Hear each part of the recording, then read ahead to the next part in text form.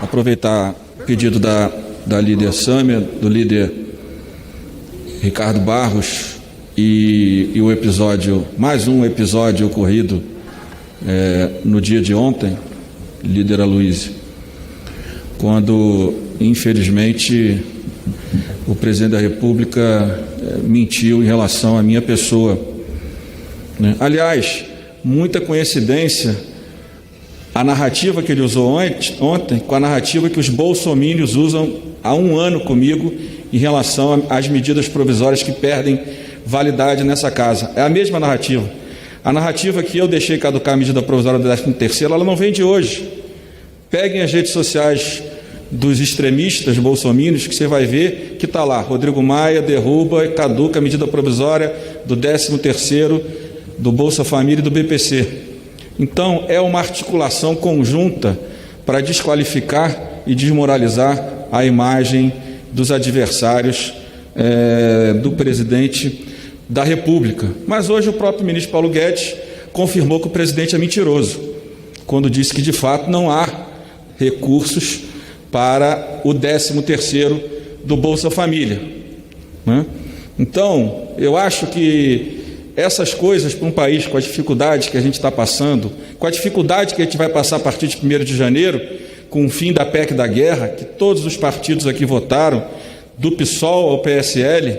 todos colaboraram, deram as condições para o governo governar o nosso país. Eu acho que a gente deveria estar mais preocupado em estar numa mesa dialogando sobre o nosso futuro do que estar tentando transferir responsabilidade para os outros. Quando você disputa uma eleição para ser presidente do Brasil, você assume a responsabilidade de dar o norte do nosso país. Infelizmente, não é o que tem acontecido nos últimos quase dois anos. E digo mais, se o presidente da República tivesse tido coragem, nós podíamos estar discutindo, sim, o 13º do Bolsa Família aqui hoje, podíamos estar discutindo a expansão do auxílio emergencial aqui hoje. É claro que a visão da esquerda em relação a esse caminho é diferente da nossa visão, que somos liberais na economia, mas mesmo no nosso campo, nós fizemos muitas propostas, muitos economistas considerados liberais, um grupo grande de economistas de São Paulo, fez uma proposta para a expansão do auxílio emergencial ou ampliação, fortalecimento do Bolsa Família, que não seria muito diferente. E claro que no nosso campo, com restrições nas despesas públicas, respeitado o teto de gastos, mas nós hoje aqui não estamos discutindo um novo programa social para o Brasil, porque o presidente da República proibiu o relator Márcio Bittar, ou pelo menos indicou, claro que ele não pode proibir um senador de nada, mas indicou ao relator da PEC emergencial, que aliás foi prometida por esse governo para ser votada em 5 de dezembro do ano passado, pediu que nada de gatilho fosse votado. E nós ainda tentamos trazer os gatilhos, nós que temos uma visão liberal na economia, para dentro do projeto de lei, que nós votamos anteriormente, o 101, mas o próprio governo não conseguiu as condições, o Ricardo Barros tentou, não conseguiu as condições. Então, se hoje o presidente não consegue promover uma melhora do Bolsa Família ou uma expansão do Bolsa Família para esses milhões de brasileiros que ficarão sem nada a partir de 1º de janeiro, a responsabilidade é exclusiva dele, que tem um governo que é liberal na economia, mas não tem coragem de implementar essa política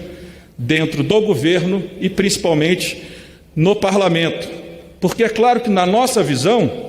e eu escrevi um artigo longo na Folha de São Paulo em setembro, de uma página quase inteira, quando eu dizia que para criar um programa social, e isso respeitando a posição daqueles que acham que o teto de gasto está errado, que essas restrições estão erradas, eu acho que são visões distintas para se chegar no mesmo objetivo, que era um auxílio mais amplo a partir de 1º de janeiro, eu escrevi um longo artigo falando sobre teto de gastos e de onde poderiam vir os recursos para a ampliação do Bolsa Família, a modernização do cadastro único, que não pode ser encerrado, ele tem que ser modernizado, utilizado de forma de melhor qualidade por parte do governo. E eu escrevi coisas que Talvez em setembro, com uma eleição no Rio de Janeiro, com o DEM disputando a prefeitura, com meu pai disputando uma eleição para vereador, talvez não fosse o melhor momento para eu dizer que precisaríamos desindexar as aposentadorias, precisaríamos acabar com o abono salarial, precisaríamos acabar com o seguro-defeso, precisaríamos também acabar com a indexação de outros contratos do governo, com alguns auxílios que os servidores recebem, que os militares recebem. Talvez em setembro não fosse o momento adequado. Talvez o adequado, se eu quisesse usar politicamente a presidência da Câmara, é ter votado a medida provisória 1000, faltando uma semana para a eleição.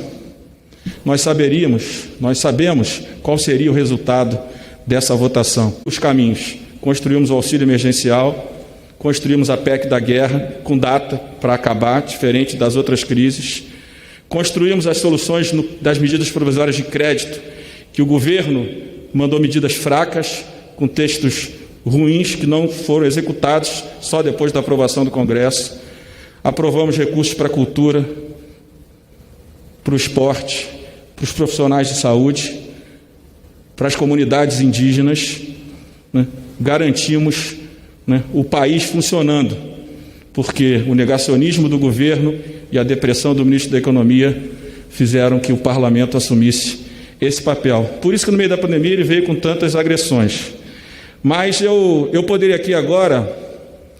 e tenho muitos pedidos no meu WhatsApp, anunciar que eu votaria a medida provisória 1000, que, como disse o líder do governo, não há interesse por parte da base do governo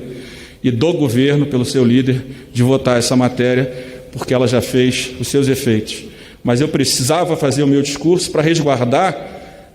né, a imagem dessa casa e da minha presidência, porque amanhã a narrativa vai deixar de ser do 13º do Bolsa Família e ele vai dizer que fomos nós que acabamos com o auxílio emergencial porque não votamos a medida provisória. Então foi muito importante o governo entrar em obstrução contra a medida provisória 1000, foi muito importante, isso está registrado na imprensa, está registrado aqui no plenário,